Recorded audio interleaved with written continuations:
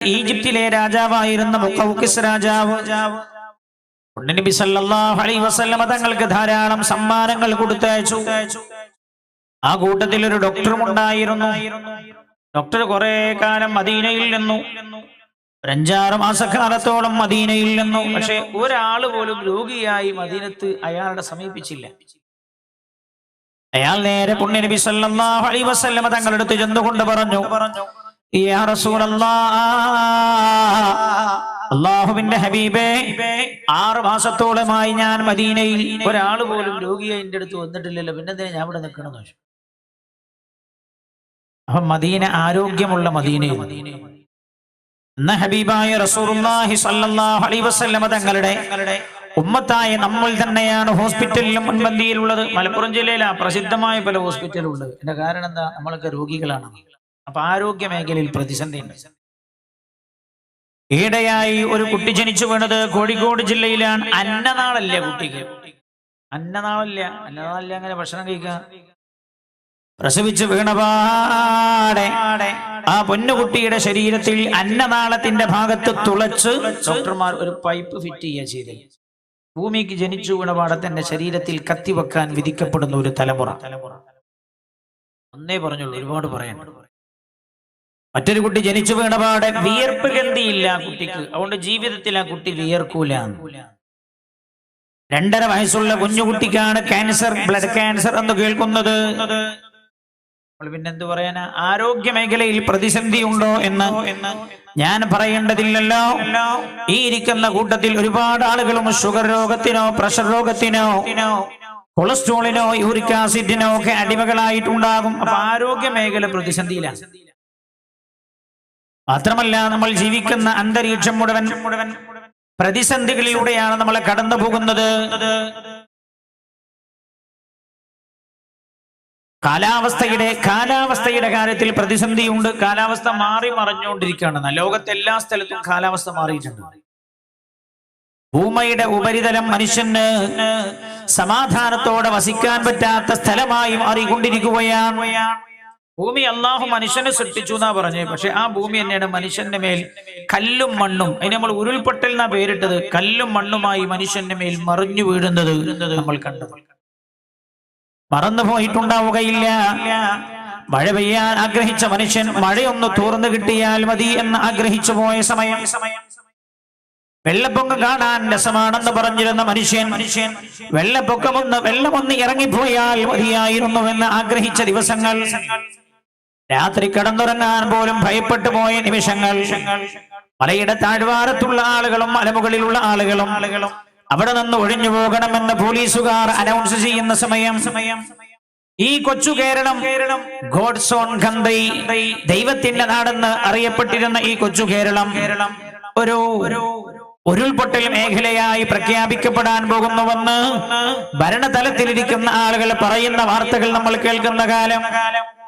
അപ്പൊ ഭൂമിയിലും മനുഷ്യന് സമാധാനമില്ല, അന്തരീക്ഷത്തിൽ സമാധാനമില്ല, മേൽഭാഗത്ത് സമാധാനമില്ല, ആരോഗ്യ മേഖലയിൽ സമാധാനമില്ല. അവൻ കഴിക്കുന്ന ഭക്ഷണങ്ങളാണെങ്കിലോ ആ ഭക്ഷണങ്ങളിൽ വിഷം കലർത്താതെ ഒരു ചെടി പോലും ഭൂമി മുളപ്പിക്കാൻ കൂട്ടാക്കാത്ത കാലം. അങ്ങനൊക്കെ എല്ലാ മേഖലയിലും പ്രതിസന്ധിയിൽ കടന്നു പോവാണ്.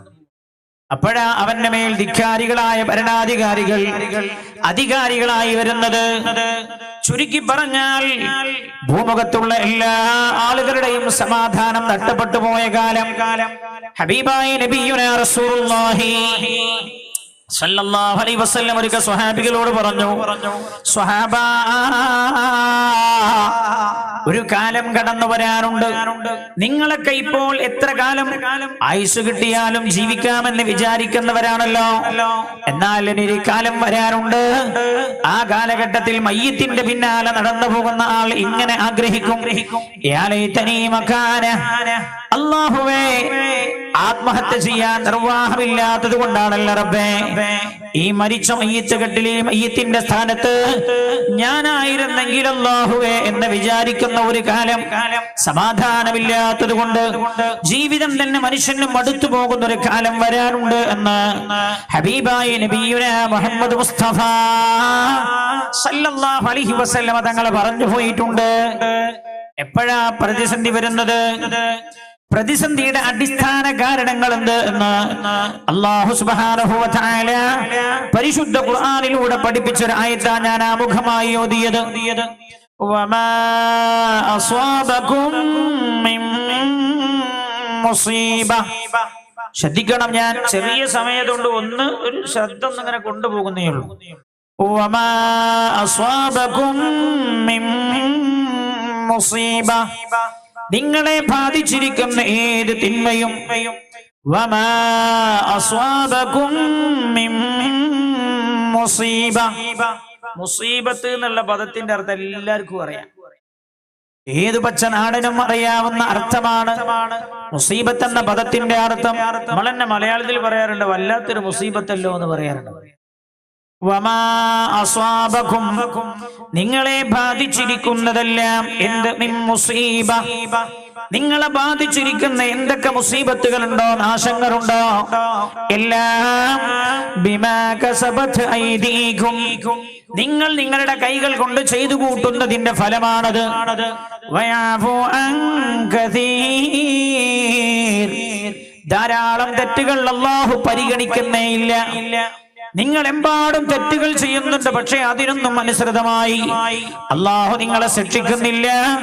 ധാരാളം അല്ലാഹു പുറത്തു തരികയാണ്, പക്ഷേ വീണ്ടും വീണ്ടും നിങ്ങൾ തെറ്റുകൾ ആവർത്തിച്ചുകൊണ്ട് ഇരിക്കുന്നതാണ്.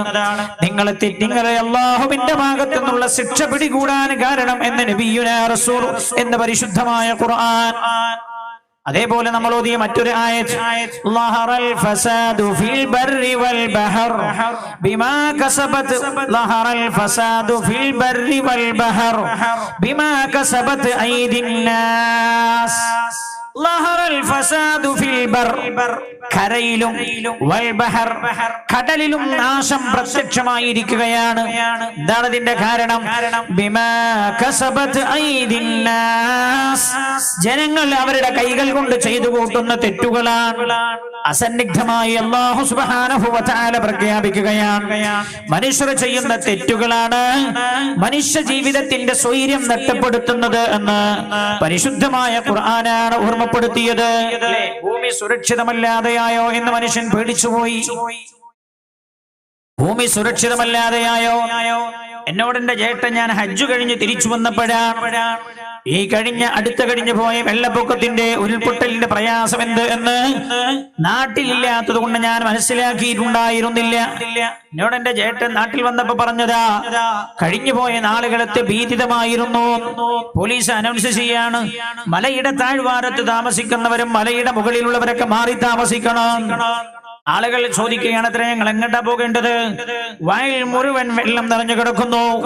പിന്നെ ഒരു മനുഷ്യന് വെള്ളമില്ലാതെ, വെള്ളപ്പൊക്കത്തിന്റെ ശല്യമില്ലാതെ ജീവിക്കാൻ പറ്റുന്ന സ്ഥലം മലയുടെ താഴ്വാരവും മലയും അവിടെ നിന്ന് മാറി താമസിക്കണം എന്ന് പറഞ്ഞാൽ ഞങ്ങൾ എങ്ങോട്ട് പോകാൻ? മനുഷ്യനെ അല്ലാഹു ഒരു സെക്കൻഡിൽ പേടിപ്പിച്ചു നിർത്തിയ സമയമായിരുന്നു അത്. റഹ്മാനായ റബ്ബ് സുബ്ഹാനഹു വ തആല അത്തരം അപകടങ്ങളിൽ നിന്ന് അല്ലാഹു നമ്മളെ രക്ഷപ്പെടുത്തുമാറാകട്ടെ. നല്ല ശ്രദ്ധിക്കണം. ഇതുവരെ പറഞ്ഞേ, മഴ ഓരോ വർഷവും മഴ കുറഞ്ഞപ്പോ അവര് പറഞ്ഞു മരം മുറിക്കുന്നത് കൊണ്ടാ മഴ കുറഞ്ഞു പോകുന്നത് അല്ലെ. പണ്ട് ഇതേപോലെ നിയമസഭയിൽ മരം മുറിക്കണോണ്ടാ മഴ കുറഞ്ഞതെന്ന് പറഞ്ഞപ്പോ സീരിയാജ് പണ്ട് ചോദിച്ചിരുന്നു, അങ്ങനെയാണെ അറബിക്കടലിൽ മഴ വീണ് മരം ഉള്ളത് കൊണ്ടാണോ? ആളുകളൊക്കെ പരിഹസിച്ച് ചിരിച്ചിരുന്നു. ആളുകൾ പറഞ്ഞു സീരിയാജ് മണ്ടത്തരം പറഞ്ഞതാണ്, സീരിയാജ് മണ്ടത്തരം പറഞ്ഞതാണ്. മരം മുറിക്കുന്നത് കൊണ്ടാണ് മഴ പെയ്യാത്തത് എങ്കിൽ ഈ കൊല്ലം എന്തേ മഴ കൂടിയത്? ഈ കൊല്ലം ഭൂമിയിൽ ആരും കഴിഞ്ഞ വർഷത്തെക്കാളും മരം ഈ കൊല്ലം മുറിച്ചിട്ടുണ്ട്. വെച്ച മരങ്ങളാണെങ്കിലോ, വെച്ചു പിടിപ്പിക്കാൻ തുടങ്ങിയ ചെടികളാണെങ്കിലോ, മരത്തിന്റെ തൈകളാണെങ്കിലോ വളർന്നിട്ട് വൃക്ഷമാകാനുള്ള സമയമായിട്ടില്ല. അല്ലാഹു സുബ്ഹാനഹു വ തആല ഞാനാണ് മഴ പെയ്യിപ്പിക്കുന്നത്. അല്ലാഹു ചോദിക്കുന്ന ഒരു ചോദ്യമുണ്ട്, അഅൻതും അൻസൽതുമൂഹു മിനൽ മുസ്ൻ അം നഹ്നുൽ മുൻസിലൂൻ, നിങ്ങളാണോ മഴ പെയ്യിപ്പിക്കുന്നത് അതോ നാമാണോ? അല്ലാഹുവിന്റെ ചോദ്യമാണ്. അല്ലാഹു സുബ്ഹാനഹു വ തആല അല്ലാഹു ഉദ്ദേശിക്കുന്ന ഭാഗത്തേക്ക് അല്ലാഹു മഴയെ തിരിച്ചു കൊണ്ടുപോവുകയാണ്. അങ്ങനെ ഇപ്പൊ ഭൗതിക ശാസ്ത്രം ആകാശലോകങ്ങളിൽ വലിയ വെള്ളത്തിന്റെ സമാഹരണം കണ്ടെത്തിയിട്ടുണ്ട് എന്നാണ്. ഭൂമിയുടെ ഏറ്റവും താഴ്ഭാഗത്ത് കോടിക്കണക്കായ വർഷം ഭൂമിയിൽ ജീവൻ ഉണ്ടായാലും ആ ജീവികൾക്ക് മുഴുവൻ ഉപയോഗിച്ചാലും തീരാത്തത്രയും വെള്ളത്തിന്റെ സമാഹരണമുണ്ടത്രേ, സംഭരണിയുണ്ടത്രേ. ശാസ്ത്രപ്പ കണ്ടെത്തിയത്.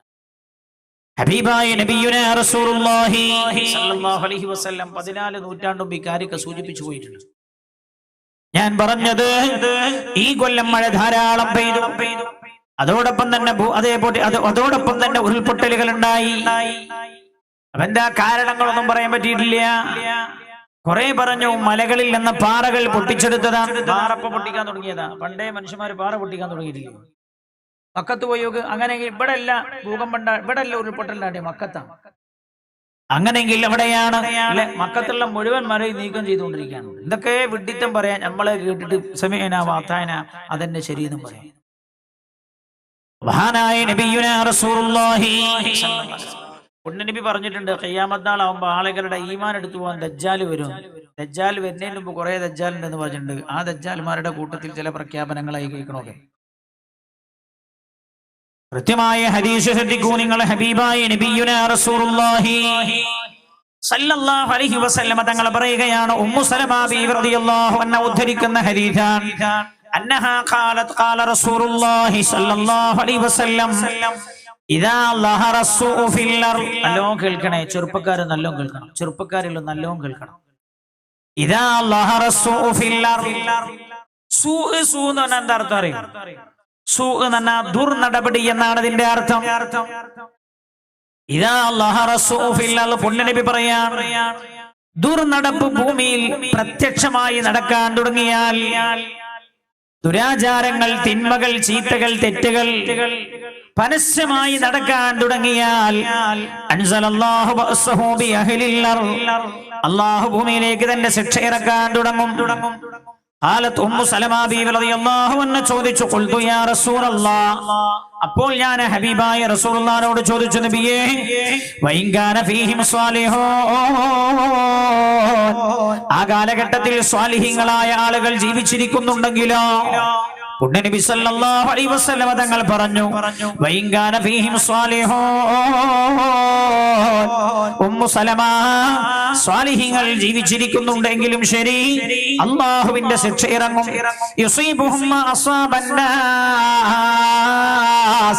അല്ലാഹുവിന്റെ അദാബ് ഇറങ്ങുമ്പോ അത് മോശപ്പെട്ട ആളുകളെ മാത്രമല്ല നല്ല ആളുകളെയും ബാധിക്കും. ഉമ്മു സലമ, മുഅ്മിനീങ്ങളെയും ബാധിക്കും. ഉമ്മു സലമ, ثم يرجعون إلى رحمة الله, തെറ്റ് ചെയ്ത ആളുകൾ, തെറ്റിന്റെ പേരിൽ അല്ലാഹു ശിക്ഷ ഇറക്കിയവരെ അല്ലാഹു തന്റെ സന്നിധിയിലേക്ക് കൊണ്ടുപോകുമ്പോ മുഅ്മിനീങ്ങളായ ആളുകൾക്കും അല്ലാഹുവിന്റെ അദാബിന്റെ ഭാഗമായുള്ള പ്രയാസങ്ങൾ പിടിപെടാം. പക്ഷേ അവർ അല്ലാഹുവിന്റെ റഹ്മത്തിലേക്കാണ് മടക്കപ്പെടുന്നത് എന്ന് ഹബീബായ നബിയുനാ റസൂലുള്ളാഹി സല്ലല്ലാഹു അലൈഹി വസല്ലം ഇവിടെ പറഞ്ഞ ഒരു അടയാളം എന്താ അറിയോ? നല്ലോ ശ്രദ്ധിക്കണം. എന്താ? ഈ മേഖലകളെല്ലാം പ്രതിസന്ധി വരാനുള്ള കാരണം എന്താ? അള്ളാഹുവിന്റെ ശിക്ഷകൾ അടിക്കടി വരാനുള്ള കാരണം എന്താ? നിങ്ങൾ ആലോചിച്ചിട്ടുണ്ടോ? അടിക്കടി അള്ളാഹുവിന്റെ പരീക്ഷണങ്ങൾ വരാനുള്ള കാരണം, ചെറുപ്പക്കാരെ, പ്രിയമുള്ള പെങ്ങളെ കേട്ടോളൂ, ഇദാ ലഹറ സൂഉ ഫിൽ അർദ്, അല്ലാഹുവിന് ഇഷ്ടമില്ലാത്ത രീതിയിലുള്ള ദുർനടപടികൾ ഭൂമിയിൽ വ്യാപിക്കുന്നതാണ്, പ്രത്യക്ഷമായി ഇത് നടക്കുന്നതാണ്. അതിന്റെ കാരണമെന്ന് ഹബീബായ നബിയുനാ റസൂലുള്ളാഹി സല്ലല്ലാഹു അലൈഹി വസല്ലം. ഞാൻ ഒറ്റ കാര്യം പറയുങ്ങളോട്, വിശദീകരിക്കാൻ സമയമൊന്നുമില്ല. അധിക ചെറുപ്പക്കാരി മുടി എങ്ങനെ അള്ളാഹു അള്ളാന്റെ റസൂലുള്ളാഹിക്കും ഇഷ്ടപ്പെടാത്ത പോലത്തില്ല. ഇവിടുന്ന് ഇങ്ങനെ ചോരണ്ടോ, ഇവിടെ മുടി ഇങ്ങനെ. അതിനാണ് അറബിയിൽ പറയാനുള്ളത് ഖസ്അ എന്നാ പറയാ. മറ്റേ ഭാഷ എന്താ പറയാ അറിയോ? ക്രോപ്പാക്കാന്ന് പറയാ. എന്റെ ഭാഷ എന്താ? ഞാനൊരു ചെറിയ ഒരു വീട്ടിൽ പോയപ്പോ ഒരു കുട്ടിയുണ്ട്, അവന്റെ മുടിയൊന്നും ഇങ്ങനെ വാർന്നില്ല, ചെറിയ കുട്ടിയാണ്, 4-5 വയസ്സായിട്ടുള്ളൂ. അപ്പോ പിന്നെ ഞാൻ ചോദിച്ചു, എന്താ മോന് മുടി മാറില്ല എന്ന് ചോദിച്ചപ്പോ മോന്റെ വാപ്പ തന്നെ എന്നോട് പറയാം, എന്താ പറയല്, എന്താ ഫേക്ക് ആക്കാം, എന്താ പറയാ,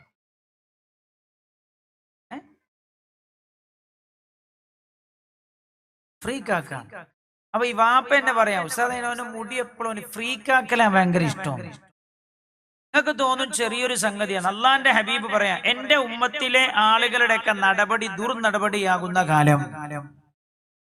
ദുർനടപടിയാകുന്ന കാലഘട്ടത്തിലാണ് അല്ലാഹുവിന്റെ അദാബ് ഇറങ്ങുക. എല്ലാവരും തലേക്കും നോക്കിയാൽ തോന്നുക ഓന് ജൂതന്മാരെ കൂട്ടത്തിലാണോ എന്ന് തോന്നും. മരിച്ചിട്ട് ഖബറിലെ മുടിയോടുകൂടെ തലയോടുകൂടെ കൊണ്ടുപോയി വെച്ചാൽ മുങ്കർ നകീർ പോലും സംശയിച്ചു പോകുമോ എന്ന് തോന്നാണ് ഇയാൾ ജൂതനാണോ ഒക്കെ പറഞ്ഞാ പറയും ഇത്ര നിസ്സാരമായ കാര്യം ഇങ്ങനെയൊക്കെ വലുതാക്കി പറയണ്ടോ. നമ്മൾ ഒരു കരാറ് ചെയ്ത ആളുകളാണ് നമ്മൾ. എന്താണ് ആ കരാറ്?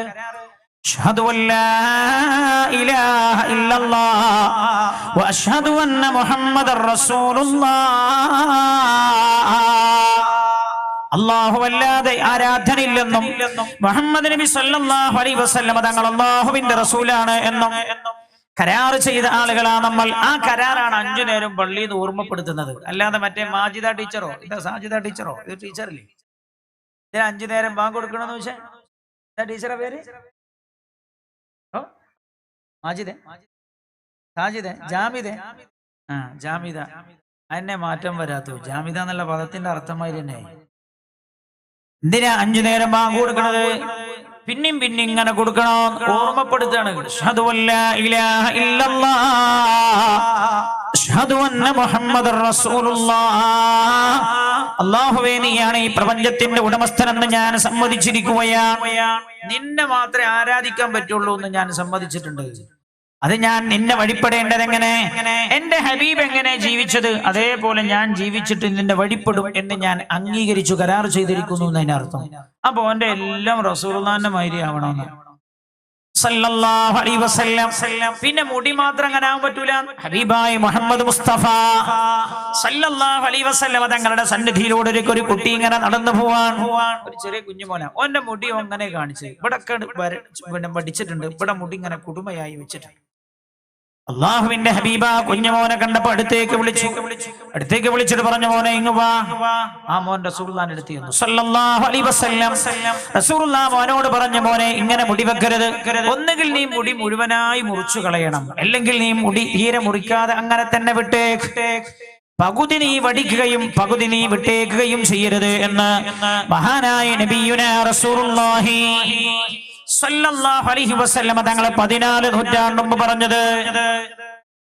14 നൂറ്റാണ്ട് മുമ്പ് കേൾക്കണേ നിങ്ങൾ, മഹാനായ നബിയുനാ റസൂലുള്ളാഹി വെറുതല്ല ഞാൻ ഇത് പറയുന്നത്. ഇതൊരു വലിയ വിഷയമാണ്. ഒരുപാട് മേഖല ഉണ്ട് സംസാരിക്കേണ്ടേ. ഞാനൊന്ന് ഓർമ്മപ്പെടുത്താൻ അതിപ്രധാനമായ ഒരു ഹദീസാണ് ഞാൻ ആമുഖമായി നിങ്ങളെ കേൾപ്പിച്ചത്. അത് അല്ലാഹുവിന്റെ ഹബീബ് പറയുന്നത് ആരാ കേട്ടത്? ഉമ്മു സലമ ബീവി റളിയല്ലാഹു അൻഹ റസൂലുള്ളാഹിന്റെ പ്രിയപ്പെട്ട ഭാര്യയാണ്, മുഅ്മിനീങ്ങളുടെ ഉമ്മയാണ്. മഹാനായ അബ്ദുല്ലാഹി ഇബ്നു മസ്ഊദ് റളിയല്ലാഹു അൻഹു ഉദ്ധരിക്കുന്ന ഹദീസാണ്. കേട്ടോളൂ. ഇപ്പൊ ഞാൻ പറഞ്ഞു ചെറുപ്പക്കാരോട് നമ്മുടെ നടപടികൾ നമ്മൾ ശരിപ്പെടുത്തണം, അല്ലെങ്കിൽ അദാബും പ്രതിസന്ധിയും നീങ്ങാൻ പോകില്ല. പ്രതിസന്ധി നീങ്ങാൻ പോകുന്നില്ല.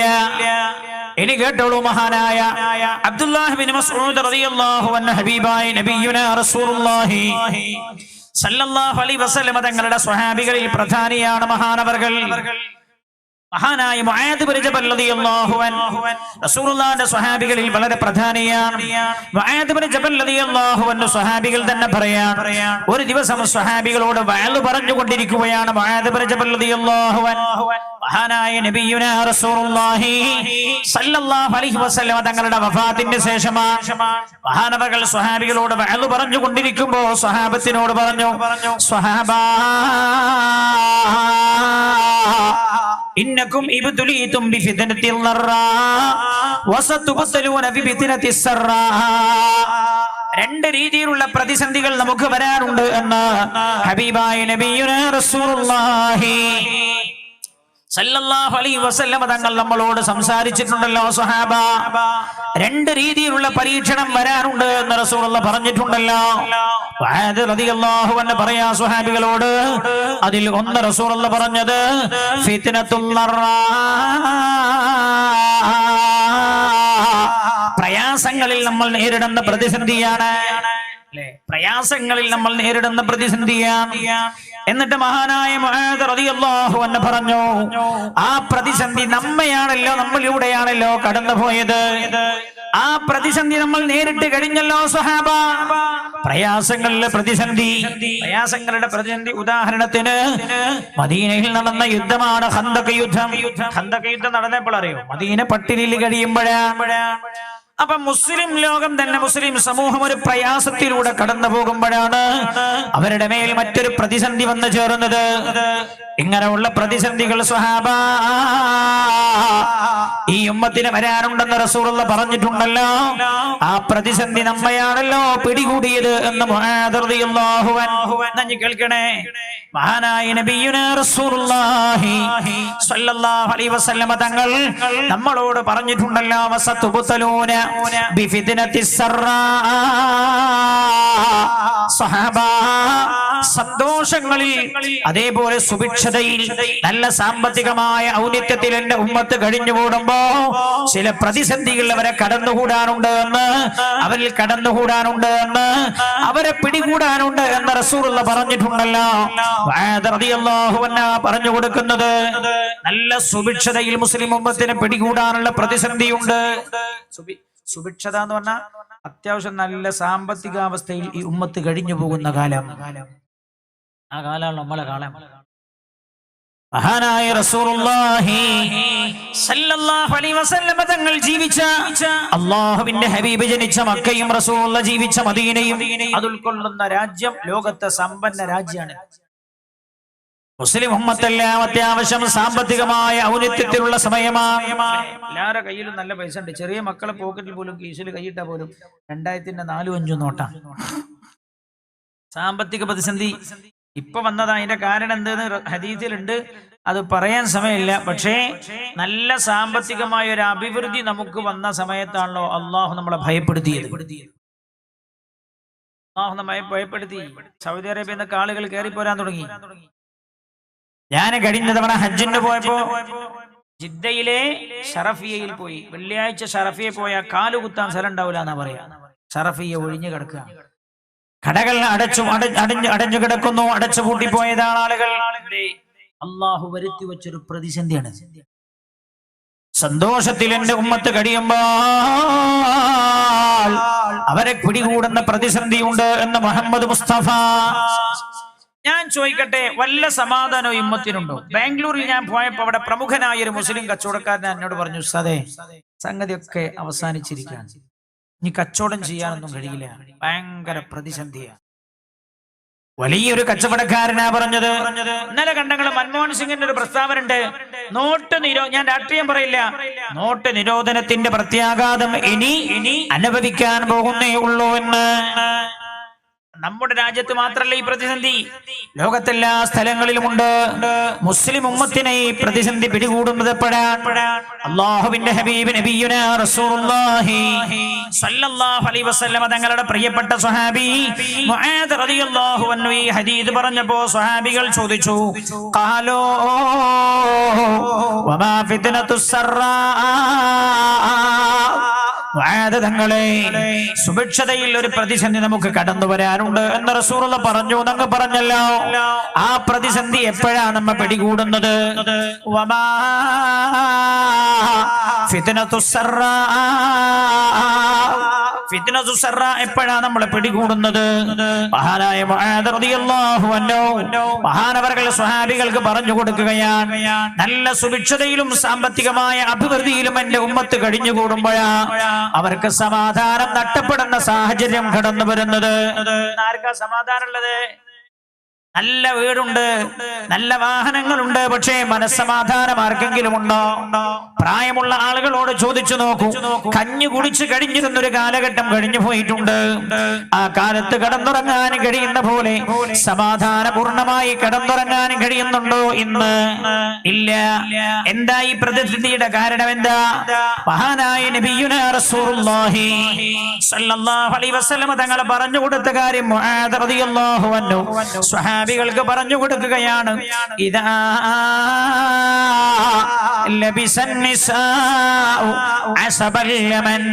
എന്റെ സമുദായത്തിലെ പെണ്ണുങ്ങൾ യമനിൽ നിർമ്മിതമാകുന്ന വേഷങ്ങൾ ധരിക്കുന്ന കാലമായാൽ ഷാമിലെ വേഷവിധാനങ്ങൾ എന്റെ സമുദായത്തിന്റെ വേഷവിധാനമാകുമ്പോൾ മഹാനായ മുആദ് റളിയല്ലാഹു അൻഹു പറഞ്ഞു കൊടുക്കുകയാണ്, യമനിലും ഷാമിലും നിർമ്മിതമാകുന്ന വേഷവിധാനം എന്റെ സമുദായത്തിലെ സ്ത്രീകൾ ധരിക്കുന്ന കാലമായാൽ ആ കാലം എന്റെ ഉമ്മത്തിന്റെ സ്വസ്ഥത പോകുന്ന കാലമാണെന്ന് ഹബീബായ നബിയുനാ മുഹമ്മദ് മുസ്തഫ സല്ലല്ലാഹു അലൈഹി വസല്ലം പറഞ്ഞു കൊടുത്തതായി മുആദ് റളിയല്ലാഹു അൻഹു പറയുകയാണ്. ഇനി നല്ല ശ്രദ്ധിക്കണേ, യമനും ഷാമും ഈ ഹദീസിൽ പറഞ്ഞത് യമൻ ഷാം എന്നാണ്. അപ്പൊ ഒരു പക്ഷേ നിങ്ങളൊക്കെ ചിന്തിച്ചേക്കാം, ഈ യമനിലെയും ഷാമിലെയും വസ്ത്രങ്ങളൊന്നും ആരും ഇപ്പോൾ ധരിക്കുന്നില്ലല്ലോ എന്ന്. യമനും ഷാമും എന്ന് പറയാനുള്ള കാരണം ഹബീബായ നബിയുനാ റസൂലുള്ളാഹി സ്വല്ലല്ലാഹു അലൈഹി വസല്ലം തങ്ങളുടെ കാലഘട്ടത്തിൽ ലോക മാർക്കറ്റായിരുന്നു യമനും ഷാമും. അന്ന് ആളുകൾ കച്ചവടത്തിനായി പോകാറുള്ളത്, സാധനങ്ങൾ പർച്ചേസ് ചെയ്യാൻ വേണ്ടി പോകാറുള്ളത് യമനിലേക്കായിരുന്നു, ഷാമിലേക്കായിരുന്നു എന്ന് അല്ലാഹുവിന്റെ ഖുർആൻ തന്നെ സാക്ഷ്യപ്പെടുത്തിയിട്ടുണ്ടല്ലോ. ബിസ്മില്ലാഹിർ റഹ്മാനിർ റഹീം ലീലാഫി قريش إيلافهم رحلة الشتاء والصيف فليعبدوا رب هذا البيت الذي أطعمهم من جوع وآمنهم من خوف لإيلاف قريش إيلافهم رحلة الشتاء والصيف. അറബികൾ 2 യാത്രകൾ നടത്താറുണ്ടായിരുന്നു എന്ന് ഖുർആൻ. ഒന്ന് ഉഷ്ണകാലത്തും മറ്റൊന്ന് ശൈത്യകാലത്തും. ഒന്ന് യമനിലേക്ക്, മറ്റൊന്ന് ഷാമിലേക്ക്. എന്തിനായിരുന്നു അവർ യമനിലും ഷാമിലും പോയിരുന്നത്? അറേബ്യ, മക്കയടക്കമുള്ള പ്രദേശം മരുഭൂമിയാണല്ലോ. അവിടെ സാധനങ്ങളൊന്നും മുളച്ചുണ്ടാവുകയില്ലല്ലോ. അവർക്ക് ആവശ്യമായ സാധനങ്ങളൊക്കെ പർച്ചേസ് ചെയ്ത് വാങ്ങാൻ കച്ചവടക്കാർ ലോക മാർക്കറ്റായി എന്ന് സമീപിക്കാറുണ്ടായിരുന്നത് യമനിനെയും ഷാമിനെയുമാണ്.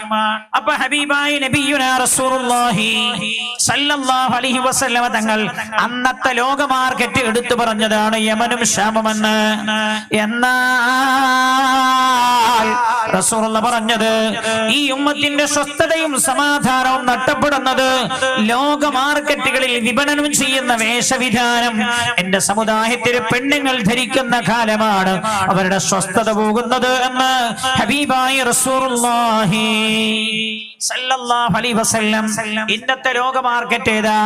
ഇന്നത്തെ ലോക മാർക്കറ്റാണ് ചൈന, ബ്രിട്ടൻ, അമേരിക്ക, ജപ്പാൻ. ഇതൊക്കെ ഇന്നത്തെ ലോക മാർക്കറ്റാണ്. റസൂലുള്ളാഹി പറഞ്ഞതിന്റെ അർത്ഥം എന്താണ്? യമനിലും ഷാമിലും എന്ന് പറഞ്ഞ സ്ഥാനത്ത് ജപ്പാനിലും ചൈനയിലും അമേരിക്കയിലും ബ്രിട്ടനിലുമെല്ലാം അവിടെയുള്ള സ്ത്രീകൾ ധരിക്കുന്ന വേഷങ്ങൾ, അവിടങ്ങളിലുള്ള ആളുകൾ ഡിസൈൻ ചെയ്യുന്ന വേഷങ്ങൾ എന്റെ സമുദായത്തിലെ പെണ്ണുങ്ങൾ ധരിക്കുന്ന കാലം എന്റെ സമുദായത്തിന്റെ സ്വസ്ഥത നഷ്ടപ്പെടുന്ന കാലമെന്ന് ഹബീബായ നബിയുനാ റസൂലുള്ളാഹി റസൂലുള്ളാഹി സ്വല്ലല്ലാഹു അലൈഹി വസല്ലം തങ്ങളിൽ നിന്ന് കേട്ടതല്ലാതെ മുആദ് റളിയല്ലാഹു അൻഹു സ്വന്തം അഭിപ്രായം പറയില്ല. അപ്പോ കീഴ്ശേരി അങ്ങാടിയിലെ ഒരു മുസ്ലിം പെൺകുട്ടി സ്കൂളിലേക്ക് പോകാൻ വേഷം ധരിച്ചവൾ കീഴ്ശേരി അങ്ങാടി ടൗണിന്റെ പരിസരത്തായി സ്കൂൾ ബസ് കാത്തിരിക്കുന്നുണ്ട്. ആ പെൺകുട്ടിയെ കണ്ടാൽ ബ്രിട്ടനിലെ തെരുവിൽ സ്കൂളിലേക്ക് പോകാൻ കാത്തിരിക്കുന്ന പെൺകുട്ടിയുടെ വേഷവും കീഴ്ശേരി അങ്ങാടിയിലെ പെൺകുട്ടിയുടെ, മുസ്ലിം പെൺകുട്ടിയുടെ വേഷവും ഒരേപോലെയായി മാറുന്ന കാലം എന്റെ സമുദായത്തിന്റെ സ്വസ്ഥത പോകുന്ന കാലമെന്ന് ഹബീബായ നബിയുനാ റസൂലുള്ളാഹി സല്ലല്ലാഹു അലൈഹി വസല്ലം. ഒരുപാട് ഹദീസിന്റെ ഈ വിഷയമായി പറയാൻ, പക്ഷേ ഞാൻ ഏറ്റവും പ്രധാനമായ 1-2 ഹദീസുകളെ പറയാൻ സമയമുള്ളൂ. മഹാനായ തങ്ങൾ വർഗ്ഗ ഈ വേദിയിലേക്ക് ദുആ ചെയ്യാൻ എത്തുമെന്നാണ് നമ്മൾ പ്രതീക്ഷിക്കുന്നത്. അല്ലാഹു സുബ്ഹാനഹു വ തആല ദുആക്ക് ഉത്തരമുള്ള സദസ്സായി സദസ്സിനെ അല്ലാഹു മാറ്റി തരുമാറാകട്ടെ. റസൂലുള്ളാഹി പറഞ്ഞത് അപ്പോ ഉമ്മമാരോട് ഞാൻ ഓർമ്മപ്പെടുത്താണ്, ചെറുപ്പക്കാരികളോട്, സഹോദരിമാരോട്, ഉമ്മാ പെങ്ങളെ, നിങ്ങളുടെ വേഷം നമ്മുടെ സ്വസ്ഥത നഷ്ടപ്പെടുത്തുന്നുണ്ട് അല്ലെ? പെണ്ണുങ്ങൾ ഇന്ന് പല പെണ്ണുങ്ങളും ധരിക്കുന്ന ഒരു വേഷമുണ്ട്, ലെഗിൻസ് എന്നാണ് ഇതിന് പറയാ. ലെഗിൻസ് പ്രായമുള്ള ആളുകൾക്ക് അറിയോന്ന് അറിയില്ല. ലെഗിൻസ് എന്ന് പറഞ്ഞാല് അറിയോ? കാലില് ഒറയിടാന്ന് വേണമെങ്കിൽ പറയണം. ആ വേഷം ധരിച്ചാൽ, ഓൾ ആ പാന്റ് ധരിച്ചാൽ, അല്ലെങ്കിൽ ആ പൈജാമ പോലുള്ള സാധനം ധരിച്ചാൽ അവളുടെ കാലിന്റെ വണ്ണവും തടിയും എടുത്തു കാണിക്കും. പിന്നെ അവൾ ധരിച്ചിരിക്കുന്ന ടോപ്പ്, മേലിട്ടിരിക്കുന്ന ടോപ്പ് ഇവിടുന്ന് ഇങ്ങനെ കീറിയിട്ടുണ്ട്. അപ്പൊ പിന്നെ അതിന്റെ കഥ എന്താവും ഞാൻ പറഞ്ഞു തരുന്നല്ലോ. ആ രീതിയിലുള്ള പാശ്ചാത്യ രാജ്യങ്ങളിൽ രൂപകൽപ്പന ചെയ്യപ്പെടുന്ന വേഷം എന്റെ സമുദായത്തിന്റെ വേഷമാകുന്ന കാലം, എന്റെ സമുദായത്തിന്റെ സ്വസ്ഥത പോകുന്ന കാലം എന്ന് റസൂലുള്ളാഹി സല്ലല്ലാഹു അലൈഹി വസല്ലം. അതുകൊണ്ട് ഞാൻ ഓർമ്മപ്പെടുത്തുകയാണ്, ലെഗിൻസ് ഇസ്ലാമിന്റെ വേഷമല്ല, മുസ്ലിമിന്റെ വേഷമല്ല, മുസ്ലിം സ്ത്രീയുടെ വേഷമല്ല. പെങ്ങളെ, തോന്നിയ പോലെ ജീവിക്കേണ്ട സ്ഥലമല്ല ഇത്. ഇത് അല്ലാഹുവിന്റെ ഭൂമിയാണിത്. വഅന്നൽ അർള ലില്ലാഹി ജമീഅ. അല്ലാഹുവിന്റെ ഭൂമിയിലേക്ക് അല്ലാഹു നമ്മെ അവന്റെ പ്രതിനിധികളായി നിയോഗിച്ചതാണ്. അല്ലാഹുവിനെ അനുസരിക്കാൻ ബാധ്യതയുള്ളവരാണ് നമ്മൾ, തോന്നിയ പോലെ ജീവിക്കേണ്ടവരല്ല. അടുത്തത് പറഞ്ഞത് എന്താ? ഷാമിലെ റബത്ത എന്ന് പറഞ്ഞ അർത്ഥം കെട്ടി എന്നാണ്. എന്ന് പറഞ്ഞ ഷാമിലെ പെണ്ണുങ്ങൾ കെട്ടുന്ന പോലെ. എന്ത്? ഒരു പെണ്ണ് തന്റെ ശരീരത്തിൽ എന്തൊക്കെയാ കെട്ടാറുള്ളത്? കേട്ടു. ആ കെട്ടുന്നതൊക്കെ പാശ്ചാത്യരായ പെണ്ണുങ്ങൾ കെട്ടുന്ന അതേ വേഷത്തിലും അതേ സാധനങ്ങളും ഉപയോഗിച്ചുകൊണ്ട് എന്റെ സമുദായത്തിലെ പെണ്ണുങ്ങൾ വേഷവിധാനം ചെയ്യുന്ന കാലമെന്ന്. പെണ്ണ് സാധാരണ കെട്ടാനുള്ളൊരു സാധന മുടി. ഈ മുടി ഓള് കെട്ടുക, ആര് കെട്ടണ മാതിരി? പാശ്ചാത്യന്മാര് കെട്ടണ പോലെ. ഇത് പല പെണ്ണുങ്ങളും തട്ടമിടാറുള്ളത് തല മറക്കാനല്ല, അല്ലെങ്കിൽ സൗന്ദര്യം മറക്കാനല്ല, സൗന്ദര്യം വെളിച്ചത്ത് കാണിക്കാനാണ്. ഉണ്ടിട്ടില്ലെങ്കില് തല ഇങ്ങനെ ഒരു 3-4 ലെയറായിട്ട്, ഒരു 5, 8, 10 ലെയറായിട്ട് ആ തട്ടിടുക. എന്തിനാ? അള്ളാഹു പറഞ്ഞത് പുറത്തിറങ്ങുമ്പോ സൗന്ദര്യം പ്രത്യക്ഷപ്പെടുത്തരുതെന്നാ. ഇത് സൗന്ദര്യം ഇല്ലാത്തോളും അങ്ങനെ തട്ടിട്ടാല് കാണുന്നവന് തോന്നും എന്തോ ഒരു സാധനമാണ് ഇത് എന്ന് തോന്നും. ഒരു സൗന്ദര്യം ഇല്ലാത്തോളും. അത് എന്റെ സമുദായത്തിന്റെ സ്വസ്ഥത കളയുന്ന കാലം. ആ സ്വസ്ഥത പോണ രംഗമൊക്കെ റസൂലുള്ള പറയേണ്ട ഹദീസിൽ സമയമില്ലല്ലോ. അല്ലാഹുവിന്റെ ഹബീബ് നബിയുനാ റസൂലുള്ളാഹി സല്ലല്ലാഹു അലൈഹി വസല്ലം പിന്നെ പറഞ്ഞതാ ഫഅതു അബ്നൽ ഗനിയ. ധനികനായ ആൾ പോലും പെണ്ണിന്റെ ആവശ്യത്തിനു മുമ്പിൽ ക്ഷീണിച്ചു പോകുമെന്ന് റസൂലുള്ളാഹി. ധനികനായ പുരുഷൻ പോലും പെണ്ണിന്റെ ആവശ്യത്തിനു മുമ്പിൽ ക്ഷീണിച്ചു പോകും. എന്റെ മൊബൈലിൽ ഒരു നമ്പർ ഉണ്ട്, ഒരുപാട് വോയിസുകൾ അതിലേക്ക് വന്നിട്ടുണ്ട്. കണ്ണൂർ ജില്ലക്കാരനായ ഒരു സുഹൃത്താണ്. അയാളൊരു വീടെടുത്തതാണ്. 38 ലക്ഷം ഉറുപ്പിക ബാങ്കിൽ കടക്കാരനാണ് അയാൾ. അയാൾ എന്റെ അടുത്ത് വന്നിട്ട് ചോദിച്ചു, ഉസ്താദേ നിങ്ങൾക്ക് വല്ല സഹായവും എനിക്ക് ചെയ്തു തരാൻ പറ്റുമോ? ഞാൻ ചോദിച്ചു, ഞാൻ പള്ളിയിൽ നിന്ന് പിരിവെടുക്കണോ? എന്നോട് പറഞ്ഞു അതല്ല, ആരോടെങ്കിലും കുറച്ച് പൈസ വാങ്ങി തരുമോ? പലിശയൊന്ന് രക്ഷപ്പെടാനാണ്. അപ്പൊ ഞാൻ ചോദിച്ചു, നിങ്ങൾ എന്തിനാ ബാങ്കിൽ നിന്ന് പൈസ എടുത്തത്? അയാൾ എന്നോട് പറഞ്ഞു, ഞാൻ എടുത്തത് ഒരു വീട് വെക്കാനാണ്. ഞാൻ പറഞ്ഞു, വീട് വെക്കാൻ പണമില്ലെങ്കിൽ വീട് വെക്കണ്ടെന്ന് വെച്ചൂടായിരുന്നില്ലേ? അല്ലെങ്കിൽ അതിനനുസരിച്ചൊരു വീടുണ്ടാക്കിയ പോരായിരുന്നില്ലേ? അപ്പൊ എന്നോട് പറഞ്ഞു, ഉസ്താദേ എന്റെ ഭാര്യന്റെ പൂതി തീർത്തു കൊടുത്തതാണ്. എന്താ ഭാര്യന്റെ ആഗ്രഹം? എന്നോട് പറഞ്ഞു, അവളുടെ ഏട്ടത്തി അനുജത്തി അവരൊക്കെ വലിയ സാമ്പത്തികമുള്ള ഭർത്താക്കന്മാര്. അപ്പൊ എന്നോട് വീടുണ്ടാക്കാൻ തുടങ്ങുമ്പോൾ തന്നെ പറഞ്ഞു, ഓളെ വീടിനേക്കാൾ കുറച്ച് ഉഷാർ വേണം നമ്മളെ വീട്. 70 ലക്ഷം എന്റെ കയ്യിലുണ്ടായി, ഇതൊക്കെ ഞാൻ ചെലവാക്കി മതിയാകാതെ വന്ന 38 ലക്ഷം റുപ്യ ഞാൻ വാങ്ങിയതാണ്. ഇന്ന് ഞാൻ ഓരോ മാസവും 40,000 80,000 പലിശ അടക്കുകയാണ്. എനിക്ക് ഗൾഫിൽ നിന്ന് കിട്ടുന്ന ശമ്പളം മതിയാകുന്നില്ല പലിശ അടക്കാൻ. ഇയാള് പറയാ, ഭാര്യ പറഞ്ഞത്രേ അവളുടെ കിച്ചണേക്കാൾ ഉഷാറാണോ നമ്മളെ കിച്ചൺ? അവളുടെ വീട്ടിലിട്ടതിനേക്കാളും ഉഷാറുള്ള മാർബിൾ വേണം നമുക്ക്. ധനികനായ ഭർത്താവ് പോലും പെണ്ണിന്റെ ആവശ്യത്തിന് മുമ്പിൽ തോറ്റുപോകുന്ന കാലം എന്ന് പുണ്യ നബി സല്ലല്ലാഹു അലൈഹി വസല്ലം പിന്നെ പറഞ്ഞതോ വകല്ലഫനൽ ഫഖീറ മാലാ യജ്ദു. ദരിദ്രനായ ഭർത്താവിനെ അവർ നിർബന്ധിപ്പിച്ചു കൊണ്ടിരിക്കും. അയാൾക്ക് ചെയ്തു കൊടുക്കാൻ കഴിയാത്ത കാര്യങ്ങൾ ചെയ്തു കൊടുക്കാൻ നിർബന്ധിപ്പിച്ചു കൊണ്ടിരിക്കും. ഇങ്ങനെയൊക്കെയുള്ള ഒരു കാലം എന്റെ ഉമ്മത്തിന്റെ സ്വസ്ഥത പോകുന്ന കാലമാണ്. അള്ളാഹു കാത്തുരക്ഷിക്കട്ടെ. ഞാൻ സമയം ഏതായാലും ഇല്ലല്ലോ. ഇതിന്റെയൊക്കെ ഒരുപാട് ഹദീസുകളുണ്ട് ഇത് സംബന്ധമായി പറയാൻ. വരാൻ പോകുന്ന ചില ദുരന്തപൂർണമായ രംഗം ഹബീബായ നബിയുനാ റസൂലുള്ളാഹി സല്ലല്ലാഹു അലൈഹി വസല്ലം തങ്ങൾ ഉദ്ധരിക്കുന്ന ഒരു ഹദീസ് കേട്ടോളൂ. അതുകൂടെ പറഞ്ഞിട്ട് ഞാൻ അവസാനിപ്പിക്കുകയാണ്. അപ്പോഴേക്ക് ഇൻഷാ അല്ലാഹ് തങ്ങൾ അവர்கள் എത്തിച്ചേരും എന്ന് നമ്മൾ പ്രതീക്ഷിക്കുകയാണ്. ദുആ ചെയ്ത് വേണം നമുക്ക് പിരിയാൻ. ഏറ്റവും നല്ല സദസ്സാണല്ലോ ഈ സദസ്സ്. എന്തുകൊണ്ട്? മരിച്ചുപോയ പൊന്നു മക്കൾക്ക് വേണ്ടി ദുആ ചെയ്യാൻ വന്നിരിക്കുന്ന സദസ്സാണ്. നമ്മുടെ ആരുടെയും മക്കളല്ല, പക്ഷേ നമ്മുടെ മക്കളെക്കാൾ നമുക്ക് അവരോട് കരുണ തോന്നുന്നു, സ്നേഹം തോന്നുന്നു. എന്റെ ജീവിതത്തിന്റെ ചെറിയ പ്രായത്തിലെ വെള്ളം കുടിച്ചു മരിക്കേണ്ടി വന്ന മക്കളാ, അതോർത്ത് നമ്മുടെ ഹൃദയവും വേദനിക്കുകയാണ്. ആ പൊന്നു മക്കൾക്ക് ദുആ ചെയ്യാനും അവരുടെ മാതാപിതാക്കൾക്ക് റബ്ബേ സമാധാനം നൽകണേ എന്ന് ദുആ ചെയ്യാനുമാണല്ലോ ഈ സദസ്സ് ഒരുമിച്ച് ചേർന്നത്. പിന്നെയോ ആ കൂട്ടത്തിൽ നമ്മുടെ എല്ലാ മാതാപിതാക്കൾക്ക് ദുആ ചെയ്യാൻ, വാപ്പാക്കും ഉമ്മാക്കും ദുആ ചെയ്യാത്ത ഒരു ദുആയും അല്ലാഹു ഖബൂൽ ചെയ്യില്ല എന്ന് മഹാന്മാർ രേഖപ്പെടുത്തിയത് കാണാൻ കഴിയും. മാത്രമല്ല വാപ്പാക്കും ഉമ്മാക്കും ദുആ ചെയ്യണേ എന്ന് അല്ലാഹു പഠിപ്പിക്കുക മാത്രമല്ല, ആ ദുആ ചെയ്യേണ്ട വാക്ക് പോലും അല്ലാഹു ആകാശത്തു നിന്ന് ഭൂമിയിലേക്ക് ജിബ്രീൽ അലൈഹിസ്സലാമിനെ പറഞ്ഞയച്ചു പഠിപ്പിച്ചതാണ്. വഖുർ റബ്ബിർഹംഹുമാ കമാ റബ്ബയാനി സഗീറാ. ഒരാളാകാശത്തിന് ചുവട്ടിൽ വെച്ച് ചെയ്യുന്ന ദുആയിൽ രാജാതിരാജനായ റബ്ബിനെ ഏറ്റവും ഇഷ്ടപ്പെട്ട ദുആയാണ് അയാൾ അയാളുടെ മാതാപിതാക്കൾക്ക് വേണ്ടി ചെയ്യുന്ന ദുആ. അല്ലേ? മഹാനായ നബിയുനാ റസൂലുള്ളാഹി സ്വല്ലല്ലാഹു അലൈഹി വസല്ലമ തങ്ങളെ കാണാതെ മരിച്ചുപോയൊരു മഹാനുണ്ട് ചരിത്രത്തിൽ. പുണ്യനബി ആ മഹാനെ കുറിച്ച് സ്വഹാബികളോട് പറഞ്ഞിട്ടുണ്ട്. റസൂലുള്ളാഹി മദീനയിൽ ജീവിച്ചിരിക്കുമ്പോൾ ആ മഹാൻ യമനിൽ ജീവിച്ചിരിക്കുന്നുണ്ടായിരുന്നു. ആ മഹാന്റെ പേരാ ഉവൈസുൽ ഖർനി റളിയല്ലാഹു അൻഹു. അതുകൊണ്ട് വാപ്പാക്കും ഉമ്മാക്കും ആമീൻ ചൊല്ലി വേണം നമുക്ക് എഴുന്നേറ്റ് പോകാൻ. അല്ലാഹു നമ്മുടെ സദസ്സ് ദുആക്ക് ഉത്തരമുള്ള സദസ്സാക്കി തരട്ടെ. ഉവൈസുൽ ഖർനി എന്നാണല്ലോ മഹാന്റെ പേര്. പുണ്യനബി മദീനത്തുണ്ടായിരുന്നപ്പോ ഉവൈസുൽ ഖർനി യമനിലുണ്ട്. ആ രണ്ട് നാടും നമ്മൾ ഏകദേശം ഒക്കെ അടുത്ത നാടാണ്. യമനിൽ നിന്ന് എത്രയോ ആളുകൾ മദീനയിൽ വരാനുണ്ട്. ഉവൈസും വരാനുടങ്ങിയല്ലോ. അള്ളാഹുവിന്റെ ഹബീബിനെ കാണാനുള്ള അതിയായ ആഗ്രഹം ഉവൈസിന്റെ ഖൽബിലുണ്ട്. ഉവൈസിന്റെ പക്ഷേ പ്രായമായ ഉമ്മയുണ്ട്. ഉവൈസ് ഉമ്മയോട് ചോദിച്ചു, ഉമ്മ ഞാനൊന്ന് റസൂലുള്ളാഹിനെ കണ്ടു വന്നോട്ടെയോ ഉമ്മ എന്ന്. മകനെ പറഞ്ഞേക്കാൻ ഉമ്മാക്ക് ആഗ്രഹമില്ലാത്തത് കൊണ്ടല്ല, അവശയാണ് ഉമ്മ, വൃദ്ധയാണ് ഉമ്മ, രോഗിയാണ് ഉമ്മ.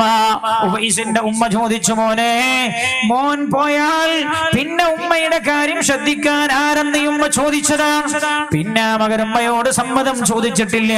അള്ളാഹുവിന്റെ ഹബീബ് പറഞ്ഞു, ഉവൈസിനെ എന്നെ കാണാൻ കഴിയില്ല, എനിക്ക് ഉവൈസിനെയും കാണാൻ കഴിയില്ല. സഹാബ, അതിന് തടസ്സമായി നിൽക്കുന്നത് ഉവൈസിന്റെ വൃദ്ധയായ മാതാവാണ്. പക്ഷേ എന്റെ വഫാത്തിന് ശേഷം ഉവൈസ് മദീനയിൽ വരും. സ്വഹാബാ, ഉവൈസിനെ നിങ്ങൾക്ക് ആർക്കെങ്കിലും കാണാനുള്ള ഭാഗ്യമുണ്ടായാൽ ഉവൈസിനോട് നിങ്ങൾ ദുആ ചെയ്യിപ്പിച്ചോളൂ. ഉവൈസ് ദുആക്ക് ഉത്തരമുള്ള ആളാണെന്ന് നബിയുനാ റസൂലുള്ളാഹി സല്ലല്ലാഹു അലൈഹി വസല്ലം ആ ഉവൈസിന്റെ ക്വാളിറ്റിയായി എടുത്തു പറഞ്ഞത് തന്റെ മാതാവിന്റെ കാലിന്റെ ചുവട്ടിൽ നിന്ന ആളാണ് ഉവൈസ് റളിയല്ലാഹു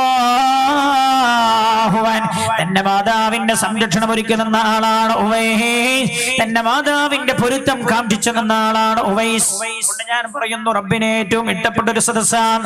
എന്തൊക്കെയാ പ്രതിസന്ധി കടന്നു വരാനുള്ളത്?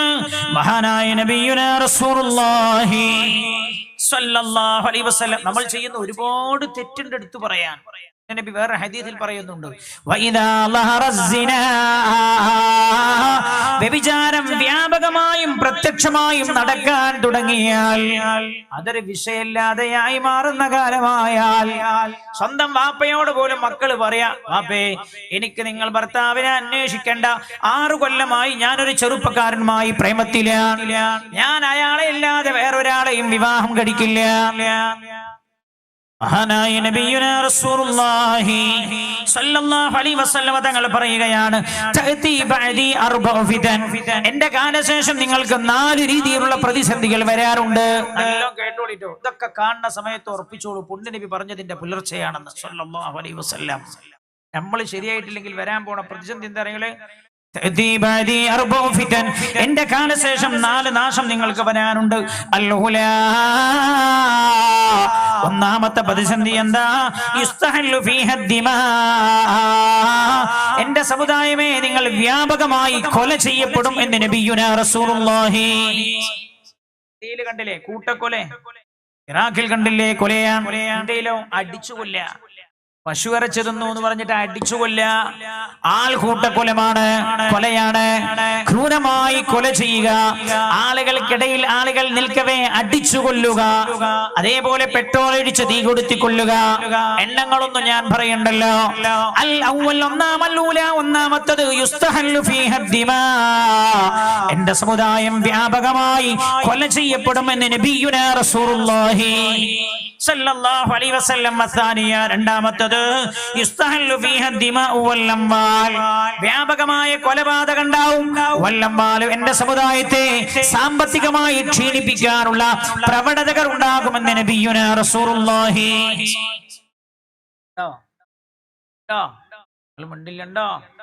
ഇന്നത്തെ പത്രത്തിൽ നിങ്ങൾ വായിച്ചോ? ക്രൂരമായി മാനഭംഗപ്പെടുത്തു കൊല ചെയ്യപ്പെട്ട കുട്ടിയുടെ പേരിൽ ആ കുടുംബത്തെ രക്ഷപ്പെടുത്താൻ വേണ്ടി തുടങ്ങിയ അക്കൗണ്ട് മരവിപ്പിച്ചു. എന്റെ പേരിൽ എന്റെ സമുദായത്തെ സാമ്പത്തികമായി ക്ഷീണിപ്പിക്കാനും അവരെ അയോഗ്യരാക്കാനും അവരെ അരക്ഷിതാവസ്ഥയിൽ നിർത്താനുമുള്ള ശ്രമമുണ്ടാകും. 2019 ഇലക്ഷൻ ഏത് രീതിയിൽ പോകുന്നറിയില്ല. അള്ളാഹു സലാമത്താക്കി തരട്ടെ.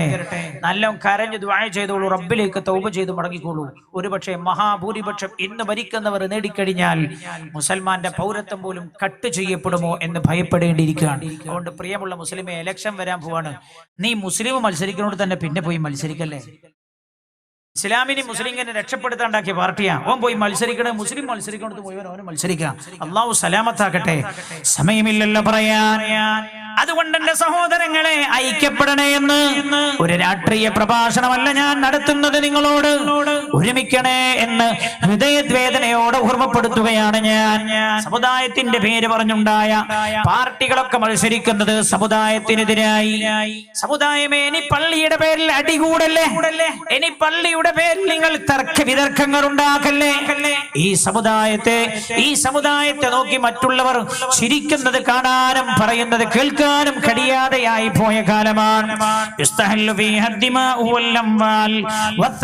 മൂന്നാമത് വരാൻ പോകുന്ന രംഗം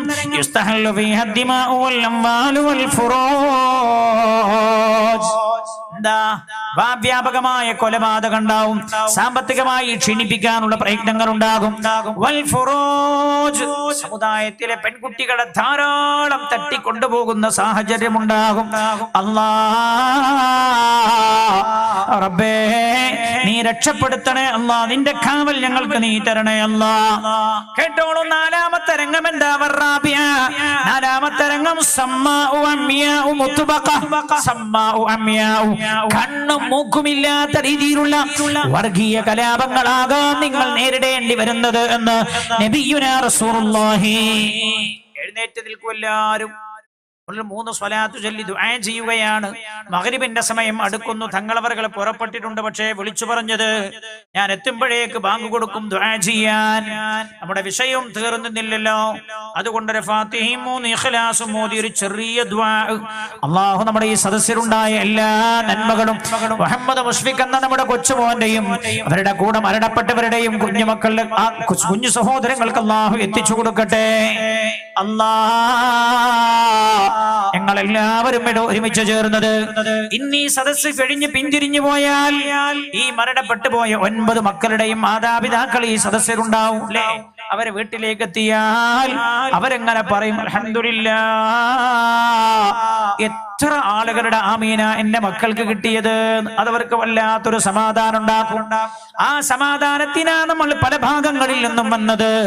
മുസ്ലിമായ ഒരു മനുഷ്യന്റെ സന്തോഷം അയാളെ നമ്മൾ സന്തോഷിപ്പിച്ചാൽ അതൊരു പക്ഷേ ഒരു വരവ് കൊണ്ടാവും, ഒരു ആമീൻ കൊണ്ടാവും.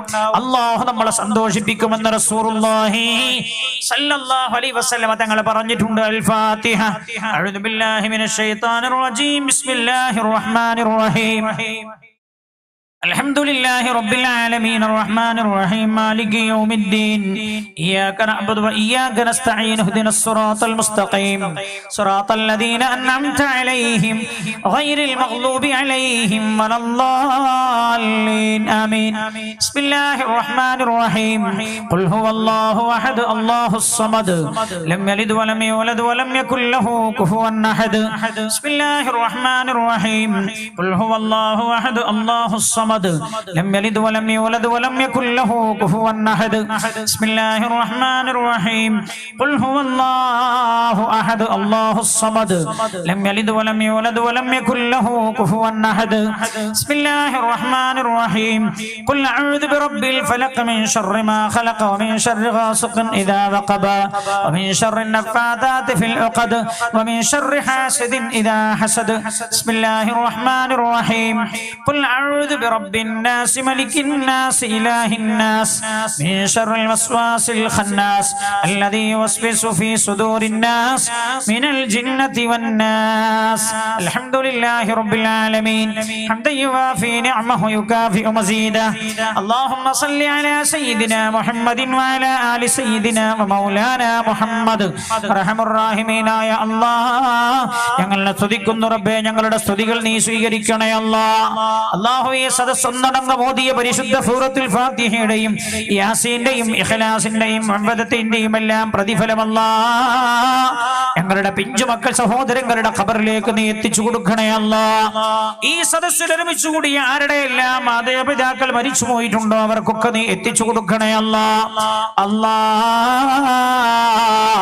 അണമുറയാത്ത വെളിച്ചമാക്കിയത് നീ മാറ്റി കൊടുക്കണേ ഖബറിന്റെ ഏകാന്തതയിൽ സന്തോഷമാക്കി കൊടുക്കണേ സ്വർഗ കവാടം തുറക്കപ്പെടാൻ കാരണമാക്കി കൊടുക്കണേ അല്ലാഹുവേ വല്ല അദാബും അവരുടെ ഖബറുണ്ടെങ്കിൽ നീ ഉയർത്തി കൊടുക്കണേ റബ്ബന പിഞ്ചു മക്കളെ അവരുടെ മാതാപിതാക്കൾക്ക് സ്വർഗത്തിലേക്കുള്ള നിധിയാക്കി നീ മാറ്റണേ റബ്ബേ അല്ലാഹുവേ നിധിയാക്കി മാറ്റണേ അവരുടെ മാതാപിതാക്കൾക്ക് നീ മനസ്സമാധാനം നൽകണേ